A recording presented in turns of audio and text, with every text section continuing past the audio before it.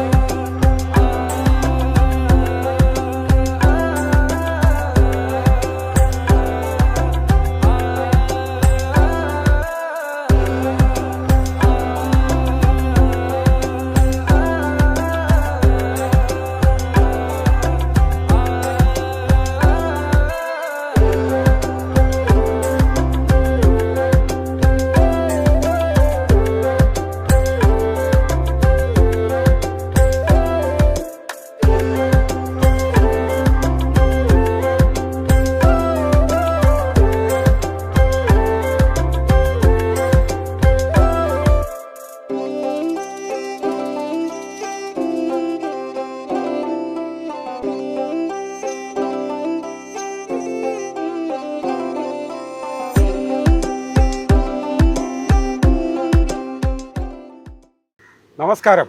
നമ്മളിന്നിവിടെ നെല്ലറയായ പാലക്കാട് ജില്ലയിലെ ഒരു ചെറിയ ഗ്രാമമായ പല്ലശ്ശേരി, വാദ്യകലാകാരന്മാരുടെയും ഉത്സവങ്ങളുടെയും നാടായ പല്ലശ്ശേരി ഗ്രഹോപകരണ നിർമ്മാണത്തിലേർപ്പെട്ടിരിക്കുന്ന കൊല്ല സമുദായത്തിലെ രാമചന്ദ്രൻ എന്ന വ്യക്തിയുടെ നിർമ്മാണ സ്ഥലത്താണ് എത്തിയിരിക്കുന്നത്. ഇന്ന് കേരളമെമ്പാടും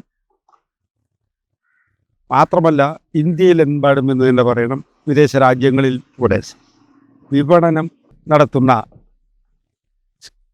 ഗൃഹോപകരണമായ കത്തികളും കാർഷികോപകരണങ്ങളും നിർമ്മിച്ച് നൽകുന്ന രാമചന്ദ്രൻ എന്ന വ്യക്തി സ്ഥാപനത്തിൻ്റെ ഉടമയുടെ പണിസ്ഥലത്തെത്തിയിരിക്കുകയാണ്. നമുക്ക് ഈ കത്തികളെക്കുറിച്ച് കൂടുതൽ അറിയാൻ ശ്രീ രാമചന്ദ്രനുമായി അദ്ദേഹത്തോട് തന്നെ ചോദിക്കാം. നമസ്കാരം. നമസ്കാരം. ശ്രീ രാമചന്ദ്രൻ, എൻ്റെ പേര് രാമേന്ദ്രനാണ്. പാലക്കാട് ജില്ലയിലെ പല്ലസന എന്ന കൊച്ചു ഗ്രാമത്തിലെ ഒരു സ്ഥാപനം നടത്തിക്കൊണ്ടുവരുന്ന ഒരാളാണ്. അതായത് ഞങ്ങളുടെ അച്ഛൻ, മുത്തച്ഛൻ, മുതമുത്തച്ഛന്മാരായിട്ടുള്ള കുലത്തൊഴിൽ എന്ന് പറയാം. ഏകദേശം 300 വർഷമായി. അതിൽ നിന്നാണ് ഞങ്ങളുടെ കാരണവന്മാർ പറഞ്ഞിട്ടുള്ള അറിവ്. എന്നാലും ഞങ്ങൾ ഈ ഇരുമ്പ് ഉരുക്ക് ഉൽപ്പന്നങ്ങളാണ് ഞങ്ങളുടെ കൂടുതലും ഉണ്ടാക്കുന്നത്. അത് ഞങ്ങൾ മുമ്പ് കാലങ്ങളിൽ ഉണ്ടാക്കി നമ്മുടെ ഈ മറ്റ് ചെറുകിട ഈ കാർഷിക ഉപകരണങ്ങൾ മറ്റും ഉണ്ടല്ലോ, അതല്ല ഈ കരകൗശല മേള, IRDP മേള, സർക്കാർ നടത്തുന്ന IRDP മേള, പിന്നെ മനോരമ, മാതൃഭൂമി, കാർഷിക മേള, പൂരം എക്സിബിഷൻ, അങ്ങനെ ഒട്ടനവധി ഇതുമായിട്ട് ബന്ധപ്പെട്ട് നമ്മൾ പോയിട്ടുള്ളതാണ്. പക്ഷേ കൊറോണയുടെ സമയത്ത് അത് ആ പരിപാടിയെല്ലാം നിന്ന് പോയിട്ട് നമ്മൾ അത്യാവശ്യം ഓൺലൈനായിട്ടുള്ള രീതിയിലുള്ള സാധനങ്ങൾ അയച്ചു കൊടുക്കാറുണ്ട്. ഇപ്പം ഇന്ത്യയിലെമ്പാടും അയക്കുന്നുണ്ട്, ഇന്ത്യയിലും വിദേശത്തും. ഇന്ത്യയിൽ എനിക്ക് നേരിട്ട് അയക്കാനുള്ള മാർഗ്ഗമുണ്ട്. പക്ഷേ എനിക്ക് വിദേശത്തേക്ക് നേരിട്ട് അയക്കാനുള്ള മാർഗ്ഗമില്ല. കാരണം എക്സ്പോർട്ട് ലൈസൻസ് എന്നുള്ള കാര്യം എനിക്കില്ല.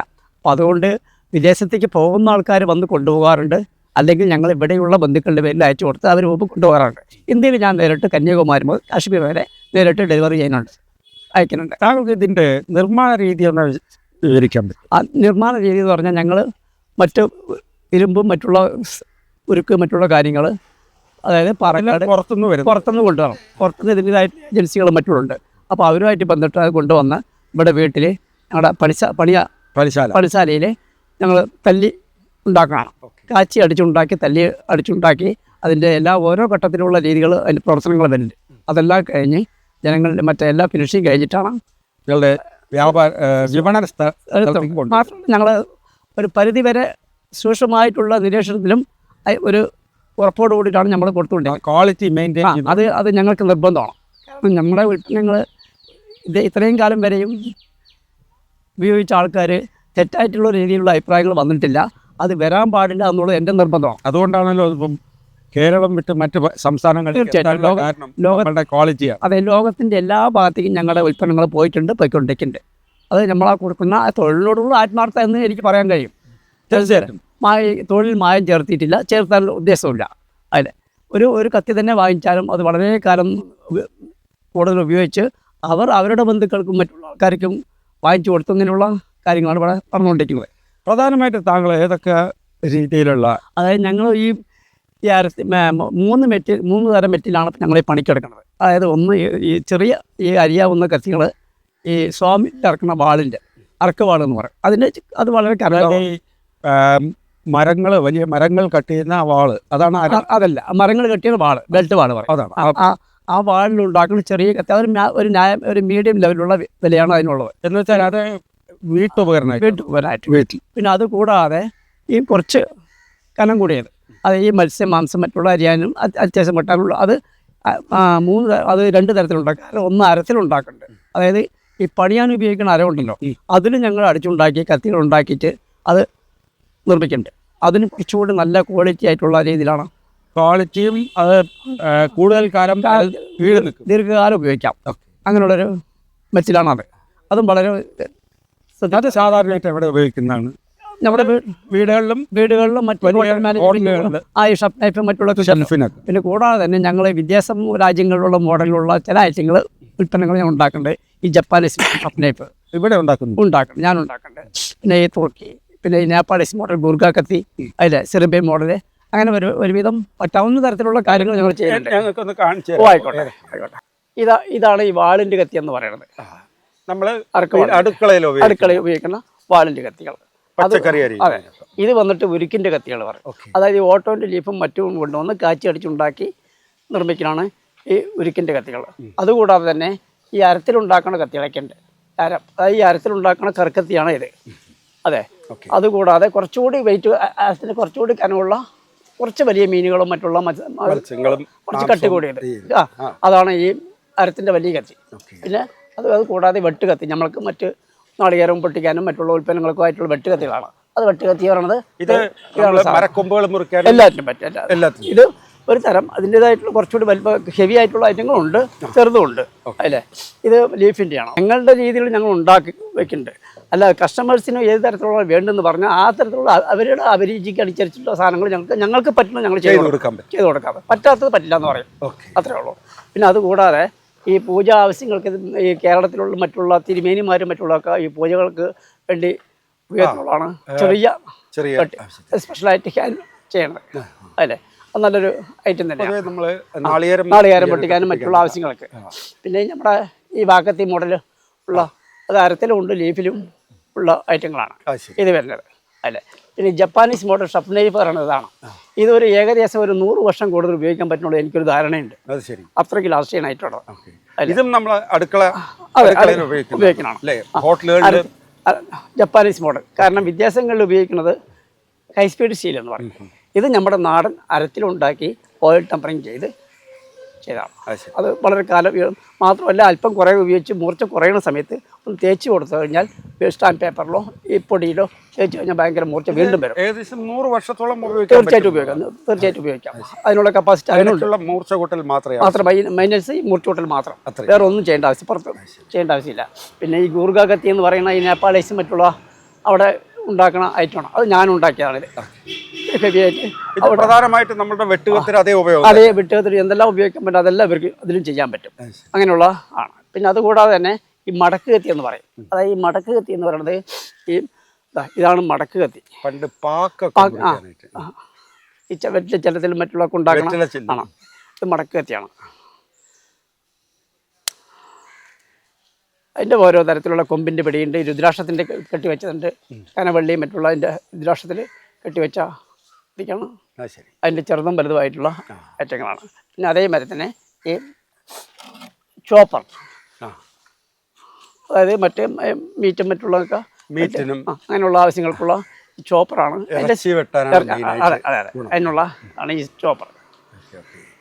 രാമേന്ദ്രൻ, ഇതിപ്പോൾ നിങ്ങളുടെ പണിശാല എന്ന് പറയുന്നത് പാലക്കാട് ജില്ലയിൽ പല്ലശ്ശനയിൽ മാത്രമേ ഉള്ളൂ. അതെവിടെയാണ്? അതായത് പാലക്കാട് ജില്ലയിൽ പല്ലശ്ശന പറഞ്ഞ ഗ്രാമമുണ്ടല്ലോ, അതിലൊരു അവിടെ വില്ലേജ് ഓഫീസുണ്ട്. പല്ലശ്ശന വില്ലേജ് ഓഫീസ് ഒന്ന് മാത്രമേ ഉള്ളൂ. ഈ വില്ലേജ് ഓഫീസിന് തൊട്ട് പുറകിലാണ് ഞങ്ങളുടെ പണിസ്ഥാപനങ്ങൾ. പൂർവികമായിട്ടാണ് ഞങ്ങളുടെ ആ സ്ഥലമാണത്. അല്ലേ, അവിടെ തന്നെയാണ്.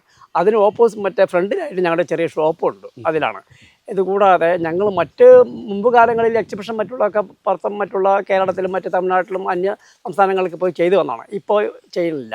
അപ്പോൾ ഇപ്പോൾ രാമേന്ദ്രൻ കത്തി എന്നുള്ള ഉൽപ്പന്നം വേണം ആവശ്യമുള്ള ആൾക്കാർ ഒന്നില്ലെങ്കിൽ താഴെ കാണുന്ന നമ്പറുമായിട്ട് ബന്ധപ്പെട്ട് കഴിഞ്ഞാൽ ഞങ്ങൾ ഡെലിവറി ഉണ്ട്. അതല്ലേ, പക്ഷേ രാമേന്ദ്രൻ കത്തികൾ എന്ന് പറഞ്ഞ് പല സ്ഥലങ്ങളിലും വിൽക്കുന്നുണ്ടല്ലോ. അത് ഞങ്ങൾക്ക് പരിധിവരെ ഞങ്ങളുടെ ശ്രദ്ധയിൽപ്പെടുന്നത് നമ്മൾ വേണ്ടെന്ന് പറഞ്ഞ് അവർ തടയാറുണ്ട്. പക്ഷേ ശ്രദ്ധയിൽപ്പെടാത്ത ഒരുപാട് കാര്യങ്ങൾ നടന്നുകൊണ്ടിരിക്കുന്നുണ്ട്. പക്ഷെ അതിന് ഞങ്ങൾക്ക് മാർഗ്ഗമില്ല വേറെ. അപ്പോൾ ജനങ്ങൾ മനസ്സിലാക്കേണ്ടത് ഞങ്ങൾ രാമേന്ദ്രൻ കത്തി പറയുന്നത് പല്ലശ്ശനയിലുള്ള ഷോറൂമിൽ വന്നാൽ നേരിട്ട് വാങ്ങിച്ചു കൊണ്ടുപോകാം. അല്ലെങ്കിൽ ഞങ്ങളുടെ താഴെ കാണുന്ന നമ്പറിൽ ബന്ധപ്പെട്ട് കഴിഞ്ഞാൽ ഞങ്ങൾ ഇന്ത്യക്കകത്ത് എവിടെ വേണമെങ്കിൽ ഞങ്ങൾ അയച്ചു കൊടുക്കാനുള്ള സംവിധാനമുണ്ട്. അങ്ങനെയാണ് ഇപ്പോൾ കാര്യങ്ങൾ നീക്കുന്നത്. അല്ലാതെ രാമേന്ദ്രൻ കത്തി പല്ലശ്ശന ഒഴികെ വേറെ മറ്റുള്ള സ്ഥലങ്ങളിൽ കിട്ടാൻ ഇല്ല. അല്ല, ഇപ്പോൾ താങ്കൾ എക്സിബിഷനിൽ നിന്നും മറ്റൊന്നും ഒഴിഞ്ഞ കാരണം ആ സ്ഥാനത്ത് മറ്റു പലരും വന്ന് ഇത് രാമേന്ദ്രൻ കത്തിയാണെന്ന് പറഞ്ഞ് വിൽക്കുന്നത് അത് കാണാറുണ്ട്. പക്ഷെ അതിന്റെ ക്വാളിറ്റിയിൽ വളരെ വ്യത്യാസവും. അത് കാരണം മറ്റുള്ള ആൾക്കാർ രാമേന്ദ്രൻ കത്തി കൊണ്ട് പല ഐറ്റങ്ങൾ കൊടുക്കും. ഇതിന്റെ ഉത്തരവാദിത്വം ഇതിന്റെ ജനങ്ങളുടെ മറ്റുള്ള നല്ലതാണെങ്കിൽ നല്ലത് പറയും, അല്ലെങ്കിൽ അതിന്റെ വാങ്ങുന്നവർക്ക് അറിയില്ലല്ലോ. അതെ. അപ്പോൾ ഇതിന്റെ യഥാർത്ഥ രാമേന്ദ്രൻ കത്തി വേണമെങ്കിൽ ഈ സ്ഥലത്തിന് വരണം, പല്ലശ്ശനയിലുള്ള വില്ലേജ് ഓഫീസിൻ്റെ ഫ്രണ്ടിലുള്ള ഷോപ്പിൽ വരണം. അതല്ലെങ്കിൽ ഞങ്ങൾ താഴെ കാണുന്ന നമ്പറിൽ ബന്ധപ്പെട്ടാൽ ഞങ്ങളുടെ ഉൽപ്പന്നം നിങ്ങൾക്ക് ഏതാ വേണ്ടത് ഞങ്ങൾ കൊടുക്കുന്ന ഉൽപ്പന്നത്തിന് എല്ലാറ്റിനും ഉത്തരവാദിത്വം തീർച്ചയായിട്ടും. അതെ രാമേന്ദ്രൻ, ഇപ്പം നിങ്ങൾ പല്ലശ്ശനയിലാണ് ഇതെല്ലാം നിർമ്മിക്കുന്നതെന്ന് പറഞ്ഞു. സാധാരണയായിട്ട് ഒരു കത്തി നിർമ്മാണത്തിന് എത്ര സമയമുണ്ട്? അത് ഓരോ കത്തിയിലുള്ള വർക്കിൻ്റെ രീതിക്കനുസരിച്ചിരിക്കും അതിൻ്റെ സമയപരിധികൾ. കാരണം സിമ്പിളായിട്ട് ചെയ്യാൻ പറ്റുന്നത് കുറച്ച് സമയം വേണ്ടി വരുള്ളൂ. അല്ല, കുറച്ചുകൂടി ആർട്ട് വർക്കും മറ്റുള്ള രീതിയിലൊക്കെ ചെയ്യുകയാണെങ്കിൽ കുറച്ച് സമയം പിടിക്കും. ഈ ആർട്ട് വർക്കുകാരനാണോ സമയം കൂടുതൽ? അതെ.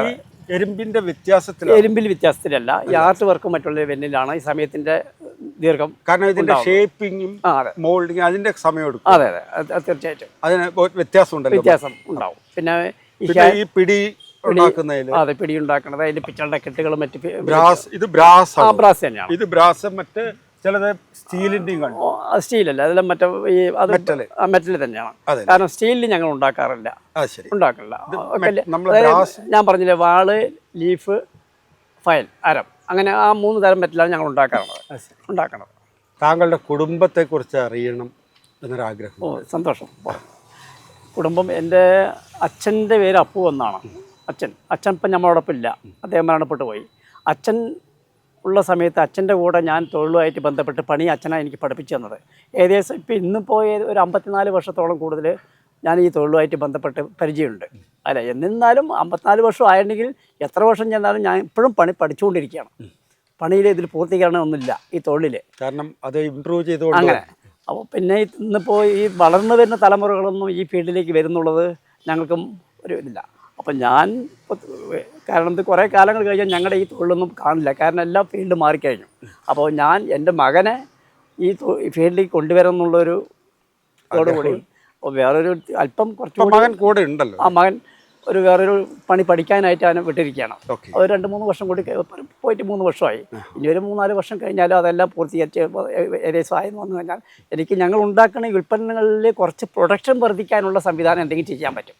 അതിനുവേണ്ടി ഞാൻ തയ്യാറെടുക്കും. കാരണം ഇപ്പം പണ്ടത്തെ അതേ പണിശാലയിൽ തന്നെയാണ് ഇത് ചെയ്യുന്നത്. തീർച്ചയായിട്ടും അതേ പണിശാല തന്നെയാണ്. കുറച്ചുകൂടി വിസ്തൃതിയുള്ള സ്ഥലങ്ങളിൽ ചെയ്ത് കഴിഞ്ഞാൽ കുറച്ച് പ്രൊഡക്ഷൻ വർദ്ധിക്കാനുള്ള മാർഗ്ഗങ്ങൾ അത് അവനിലൂടെ സൂക്ഷിക്കാനും ഡിസ്പ്ലേ ചെയ്യാനും വിപണനം ചെയ്യാനും എല്ലാത്തിനുള്ള സൗകര്യം. അതെ അതെ അത് തന്നെയാണ്.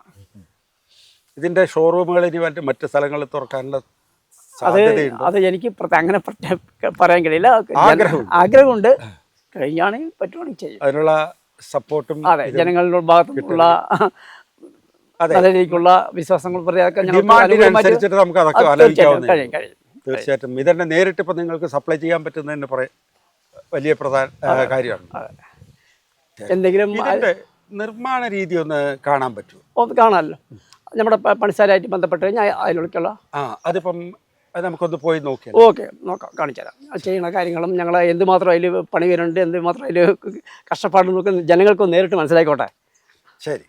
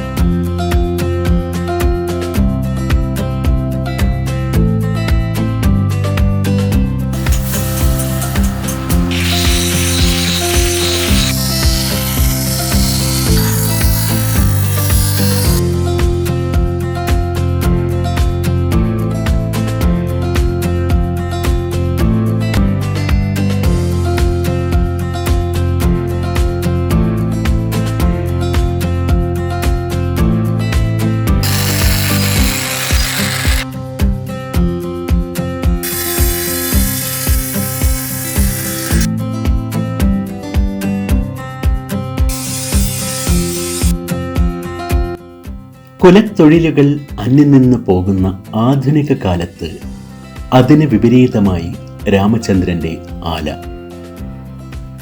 സഹോദരങ്ങളുമൊത്ത് അദ്ദേഹം പാരമ്പര്യ രീതിയിലാണ് ആയുധങ്ങളും പണിസാമഗ്രികളും നിർമ്മിച്ചു വരുന്നത്. ഗുരുകാരണവന്മാർ ചൊല്ലിത്തന്ന് ആലയിൽ ഒരുക്കിയെടുത്ത പരമ്പരാഗത ശൈലി ചൊല്ലിച്ചൊല്ലി പഠിപ്പിച്ചതിനും തല്ലിത്തല്ലി പഴിപ്പിച്ചതിനും തിളക്കമേറെ. രാമചന്ദ്രൻ കത്തികൾക്ക് കിട്ടിയ തിളക്കം അങ്ങനെയത്രേ.